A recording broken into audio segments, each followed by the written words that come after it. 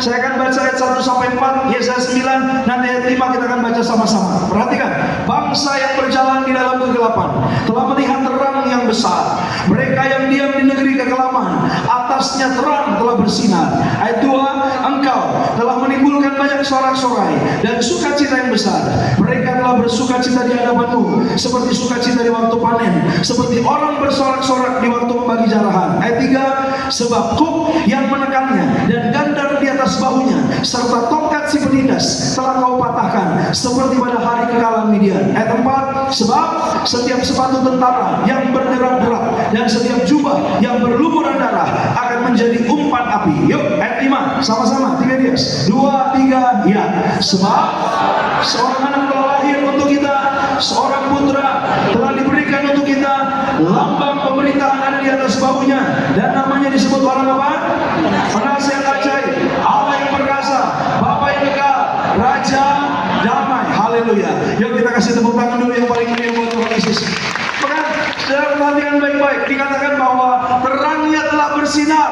Bilang dulu sama saya, terang Tuhan telah bersinar.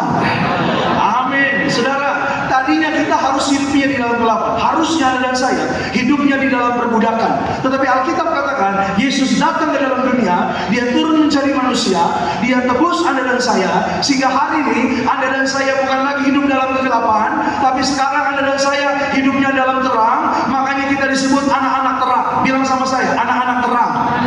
Hari malam kita malam Natal, kita ada pegang lilin di tangan kita, itu gambaran terang Tuhan, itu gambaran kemuliaan Tuhan. Kemuliaan yang tadinya hilang dikembalikan lagi, supaya Anda dan saya bukan hanya diselamatkan, tapi suatu hari kelak Anda dan saya pesta di surga, di bumi Anda dan saya diberkati seperti di surga. Yang mau berkat boleh angkat tangannya. Kalau berkat cepat banget angkat tangannya. Kalau berkat langsung sinyalnya sampai ke belakang. Saya berdoa saudara di hari Natal ini, saudara bersama keluarga diberkati Tuhan. Amin. Lihat Alkitab katakan, ya maka itu bahkan Alkitab bilang apa? Sebuah sukacita yang besar. Alkitab katakan namanya disebut penasihat ajaib. Bilang sama saya, penasihat ajaib.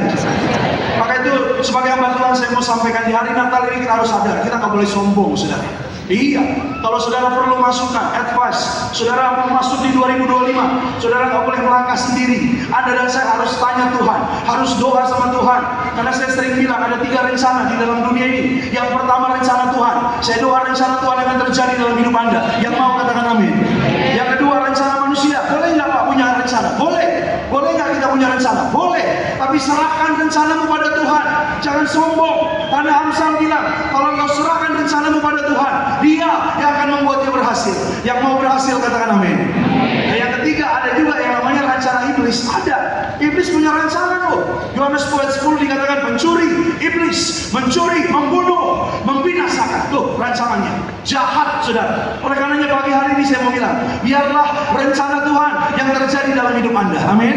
Iya, penasihat ajaib. Saudara dan saya orang-orang yang terbatas. Kita nggak ngerti saudara. Walaupun kita pinter, sepinter-pinternya orang hanya bisa prediksi. Tapi kalau saudara datang pada Tuhan, Alkitab bilang Dia yang tahu hari depan. Besok kita nggak tahu akan terjadi apa, tapi Tuhan tahu saudara. Iya, minggu depan, tahun depan, ya saudara, kita nggak tahu apa yang akan terjadi, tapi Tuhan tahu. Kita mungkin punya plan, kita punya rencana saudara, tapi Alkitab katakan Dia lebih tahu yang paling baik untuk Anda dan saya. Yang mau katakan amin. Kau lebih tahu yang terbaik bagi amin. Kau lebih sanggup pulihkan hidupku. Terus ku berserah, ku percaya hanya Yesus penolong yang setia. Yang percaya katakan amin. Saudara maaf ya, rencana kita kadang gagal, kadang salah. Kenapa? Karena mohon maaf, kita manusia terbatas. Maka suatu hari saya pernah kagum sama seorang kongko. Dia datang sama saya, dia bilang, Pak Pendeta, urapi toko saya boleh Pak? Oh boleh, saya bilang. Ya, saya udah cari beberapa tempat Pak. Akhirnya Tuhan kasih satu tempat. Ya, ternyata gini saudara, untuk cari tempat usaha aja, dia tanya sama Tuhan. Dia doa sama Tuhan. Tuhan, ini bukan tempatnya. Ini boleh nggak saya dagang di sini? Tuhan, ini bukan, karena saya punya modal, saya punya uang, tapi saya mau Tuhan yang tentukan. Maka dia bilang, Mas, saya udah dapat tempatnya. Wih, mantap saya bilang. Pak Pendeta boleh nggak urapi? Boleh. nanti Pak Pendeta saya undang ya. Oh siap. Ya hari Sabtu waktu itu jam 3-4 sore lah. Saya datang saudara. Daerah Cikarang, saya datang. Dia bilang, Pak Pendeta ini tempatnya Tuhan kasih mantap strategis. Nanti Pak Pendeta kalau udah sampai masuk dalam daerah Cikarang kasih tahu saya. Keluar tol, saya masuk di Cikarang, langsung saya telepon. Pak, udah di Cikarang. Oke Pak, saya tunggu. Ya nanti putar balik Pak. Ya nanti arahnya Lipo Cikarang. Nanti mentok belok kiri. Kiri ada putar balik, putar lagi Pak. Nanti ada pabrik, belok kanan Pak. Nanti habis belok kanan ada masjid, belok kiri lagi Pak. Nanti ada sekolahan belok kanan masuk agak dalam dikit Pak. Nanti di dalam ada Alfamart, nggak berhenti dulu di situ Pak. Ngapain? Minum dulu istirahat Pak. Dia bilang masih jauh. Oh masih jauh Pak Pendeta. Oh ternyata yang dia bilang strategis jauh sudah. Tapi ini mungkin tandanya bersyukur sama Tuhan. Tapi kan ketika saya mungkin dituntun terus sampai di tempatnya saudara, waduh, udah banyak pohon-pohon rimbun. Dalam hati saya ini siapa yang mau beli? Dia buka toko bangunan. Saya bilang, ini tempatnya dari Tuhan Pak Pendeta. Mantap kan Pak? Strategis kan? Waduh, saya mau jawab deg-degan saudara. Iya, walaupun saya bukan orang dagang, saya dalam hati berpikir, siapa yang mau beli di sini?